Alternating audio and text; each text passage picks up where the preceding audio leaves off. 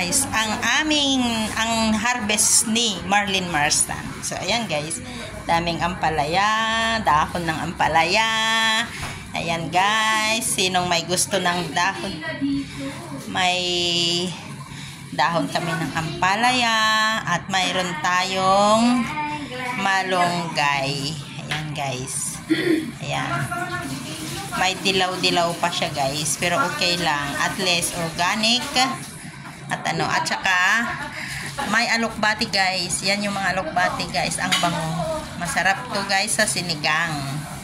Ayan, sa sinigang na bangus, sinigang na, pang sinigang, basta sa sinigang na bangus lang. So, ayan guys, ang aming harvest for today.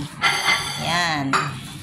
Hindi na kayo guys, lagay natin sa munggo ito. Sa munggo. Pwede sa munggo yung alugbati guys. Ay, pwede rin. Ay, lahat pwede sa munggo to guys, pero hindi pwedeng pagsama-samahin. Dahil pag pinagsama-sama mo ito si Marlene Marsan. Ito si Marlene Marsan guys, mapait. Siya si Parya, si Marlene Marsan. At itong malunggay, ako to. Matamis. Masabong. Ay, masabong daw guys. Masabong pag marami, 'di ba? O, 'di ba? So ako tong malunggay. Ang alokbate ay si Mars Rosita. Ikaw itong ampalaya, mapait.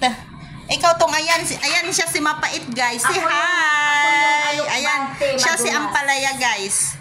At ito si ayan si alokbate. Ay alokbate. Alokbate madulas. Mabango. Ay madulas, madulas lang. Mabango. Okra. Ayun.